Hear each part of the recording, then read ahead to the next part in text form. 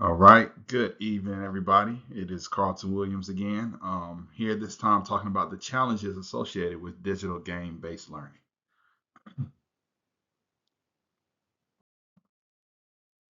So, challenges and barriers in digital game-based learning. Digital game-based learning has many benefits, as I talked about in the last video, but also faces important challenges. Recognizing those barriers will help educators implement digital game-based learning more effectively. And this presentation explores common issues and obstacles associated with game-based learning. So the first one is accessibility and equity issues.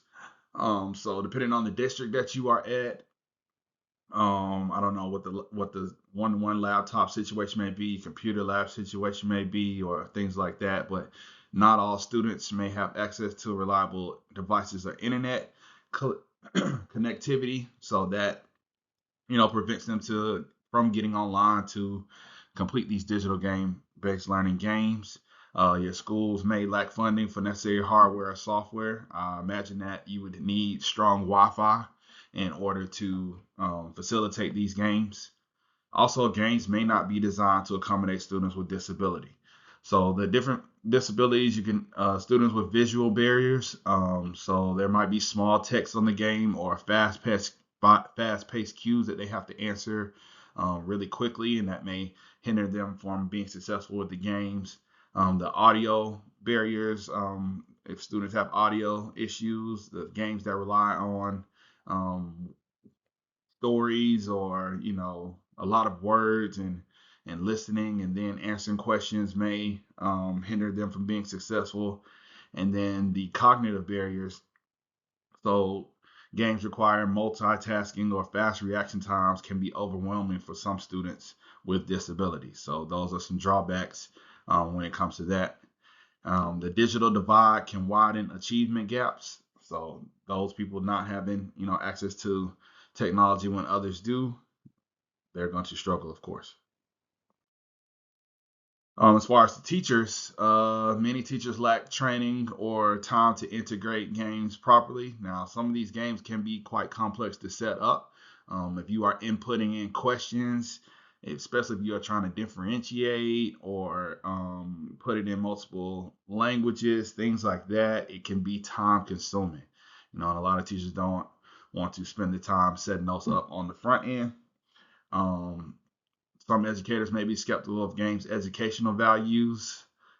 Just again, it's hard to when you know when you've been teaching for a while and you have something that works. I understand that it can be very skeptical to start using digital games just because students can be off task or how effective are they and things of that nature. And a lot of the games don't line up standard by standard with the curriculum. They may have some of the standards, not all of the standards, and then limited ability to customize content for diverse classroom needs. So some games you can't customize them, you just have to play them as is, and that can turn a lot of teachers off as well. So classroom management and cost issues. So games can definitely cause distractions if not managed carefully. We are dealing with kids here, so you have kids that may react super negatively about losing a game, or react just in a variety of different ways. Maybe not even be playing the games while others are maybe even refusing to get off of the game once it's time. Just a whole bunch of variety of things can go wrong if the classroom management isn't intact. Overuse of screen time can contribute to fatigue and disengagement. Again, once you turn those screens off, it may be hard to get them back in to whatever you may be teaching. High quality educational games often require expensive licenses or subscriptions.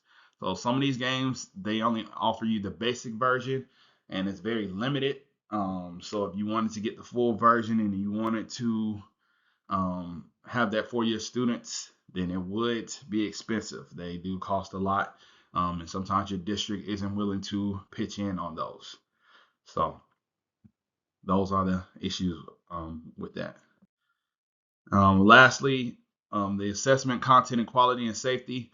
So some games lack meaningful feedback and assessment tools. Some of them you are just playing to play. You don't know what the students are struggling on, what they're getting correct. It doesn't give you feedback on that end. That happens a lot with the basic versions of a lot of the games.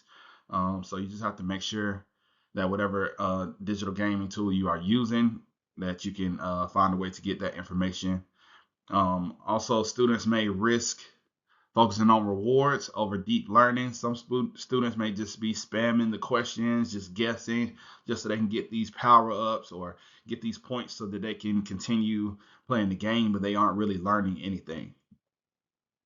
And online multiplayer games may expose students to unsafe or inappropriate interactions. So chat rooms, you know how dangerous that can be. Just, if they could be typing something crazy to each other. Just a variety of things when it comes to that. And then lastly, quality and evidence base of educational gains vary. So again, you have to evaluate the tool yourself. You know what your students can handle. You know what would be best for them and things of that nature. Lastly, this is my references page again. Yeah, so I thank you again for listening, and y'all have a great evening.